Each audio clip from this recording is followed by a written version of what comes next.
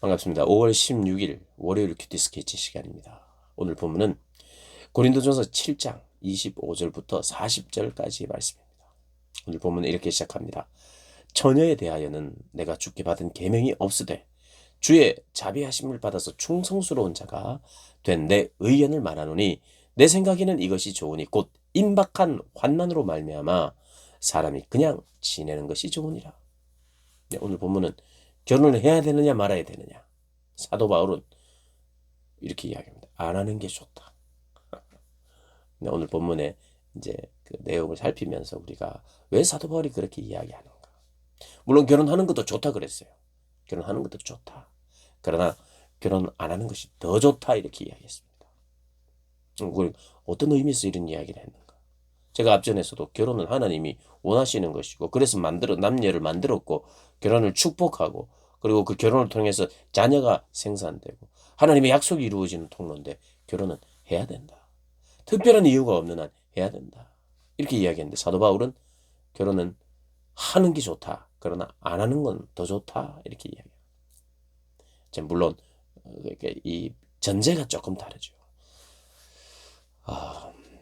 처녀에 대해서 결혼하느냐 말아야 되는 거에 대해서 하는 주님께 받은 계명이 없대요.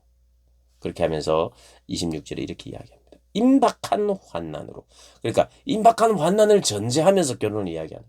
여러분 지금 막 전쟁통에 결혼하는 사람은 없잖아요. 지금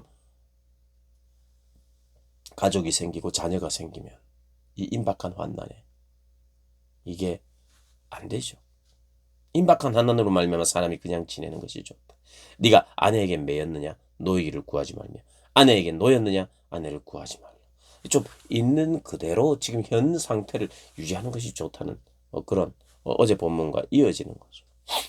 근데 전제가 이거라는 거예요. 결혼에 대한 전제. 임박한 환난, 마지막 때를 살아갈 때에 정말 우리는 마지막 때에 살아갈 때 하나님을 기쁘시게 하는 것이 무엇인가 이런 초점으로 지금 이야기를 하고 있어요. 사도 바울이. 근데 28절에 이렇게 이야기하죠. 그러나 장가 가도 죄 짓는 것이 아니요 처녀가 시집 가도 죄 짓는 것이 아니로되 이런 이들은 육신의 고난이 있으리니 나는 너희를 아끼노라. 죄 짓는 건 아니다. 그런데 이런 이들은 육신의 고난이 있대. 왜요? 임박한 환난의 때 전쟁터에 도망다니고 힘든 이런 상황. 정말 이 마지막 때를 살아가는 이때에 그것으로 인하여 육신의 고난이 더 생긴다는 거예요. 그래서 죄 짓는 건 아니지만 내가 너희를 아낀다. 이 말이 뭐예요? 그런 육신의 고난이 좀 없었으면 좋겠다는 거예요. 결혼 안 하는 게 더 좋다는 걸 이야기하는 거죠. 그래서 여러분 오늘 사도 바울이 말하는 전제는 임박한 종말을 전제한다. 이러한 인식이 있다면 이 세상에 얽매이지 않는다.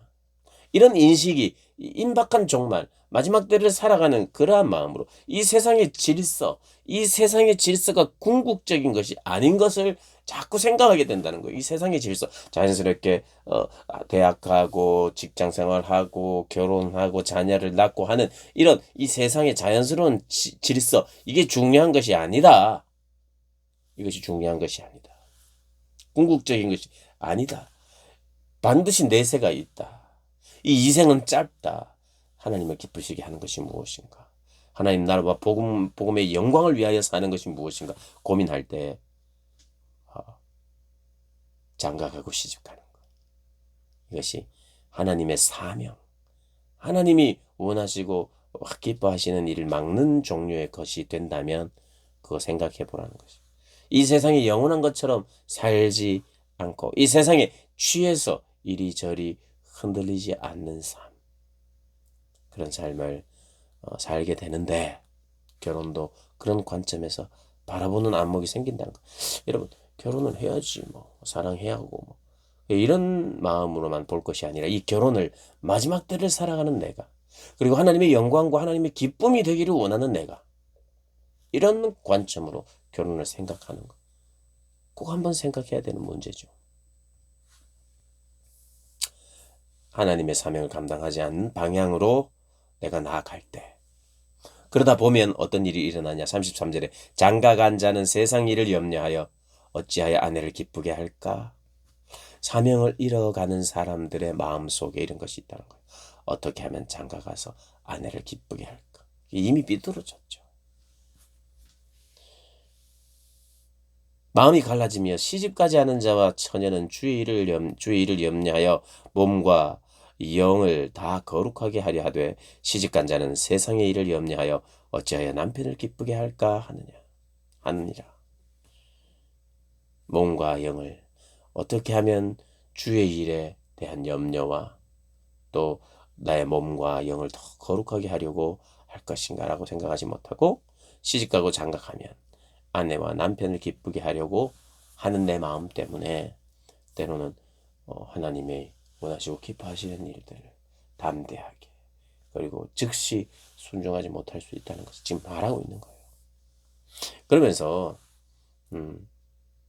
사도 바울은 이런 이야기를 결론적으로 합니다. 38절에 그러므로 결혼하는 자도 잘하거니와 잘하는 거예요. 못하거나 정죄할 필요가 없고 오히려 앞전에도 말했습니다. 음행을 피하기 위해서 그리고 내가 절제하지 못한다면 결혼을 꼭 해라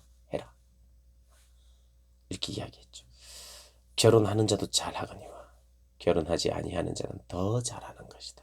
이렇게 이야기를 합니다. 마지막 때를 살아가는 이때 어떻게 주를 더 잘 섬길 수 있을까? 그 방법이 뭘까? 고려하는 중에 결혼을 하지 않는 것도 더 나은 것이다 라고 하는 입장을 사도 바울이 이야기를 합니다. 이것은 처음부터 이것은 내가 받은 계명이 없다. 주님께서 말씀하신 것이 없다. 그러나 나는 그렇게 마음으로 생각하고 또 권면 너희에게도 이렇게 권하고 싶다. 그러면서 이제 40절에 이렇게 이야기합니다. 그러나 내 뜻에는 그냥 지내는 것이 더욱 복이 있으리로다. 나도 또한 하나님의 영을 받은 줄로 생각하노라. 마지막에는 나는 하나님의 영을 받은 사람으로 나는 생각한다. 또 이것도 하나님의 마음이라고 생각한다. 뭐가요? 그냥 지내는 것이 더 복이 있다. 여러분, 이 결혼이라는 것을 바울이 지금 말하고 있는 초점으로 우리가 한번 생각해야 합니다.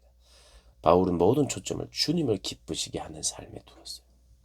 결혼이 혹시 주님을 기쁘시게 하는 삶을 방해한다면 생각해보라. 그리고 결혼을 다시 그려보라. 이렇게 이야기하는 것입니다. 오늘 보면 잘 묵상하시고 들으시면서 내 삶을 하나님 앞에 복되게 드리시는 여러분 되시기를 주님의 이름으로 축복합니다.